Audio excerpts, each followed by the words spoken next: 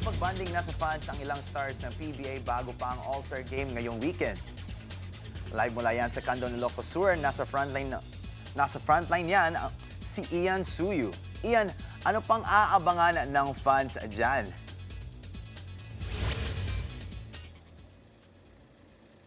Michael, tila stars have aligned nga sa pagsisimula ng unang araw ng PBA All-Star Weekend. Dito yan sa Candon sa Ilocos Sur. At mula nga sa Manila, bumiyahe tayo up north dito sa lugar na ito para pasayahin ang libo-libong PBA fans sa 50th season. Sa katunayan nga, Thursday pa lang nandito na ang top players at coaches ng liga. Bumisita sila sa iba't ibang paaralan at campuses dito sa Candon. Kasunod niyan ay ang motorcade at pakikipagkulitan ng mga players sa mga fans.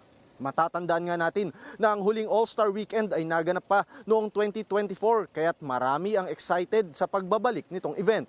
Tampok ngayong araw ang Skills Challenge na nahati sa dalawang event.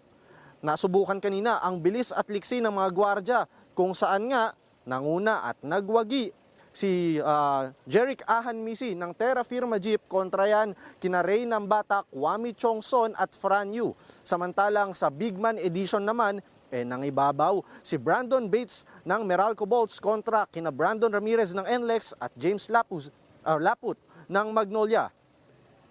Ang inaabangan naman ngayon ay ang 3-point shootout kung saan dedepensahan ni Calvin Oftana ang kanyang corona kontra sa top gunners kagaya ni Marshall Lassiter, Andre Karakut, Jeric Ahan Misi, Joshua Munzon, Tyler Tio, Zave Lucero, Cedric Bearfield, Cyrus Torres, Ralph Koo, CJ Cancino at Juan Gomez de Liaño.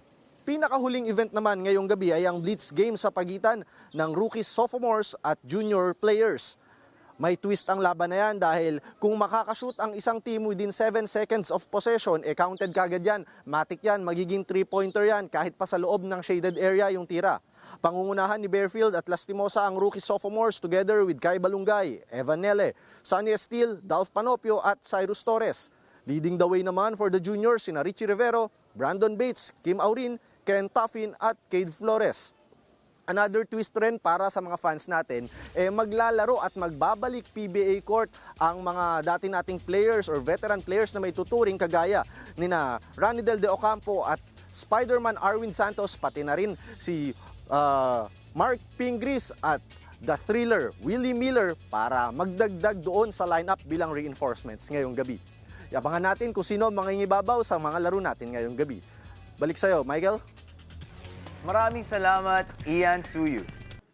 Mga kapatid, Julius Babaw po. Para sa komprehensibo at makabuluhang balitaan at talakayan, mag-follow at mag-subscribe na sa social media pages ng News 5.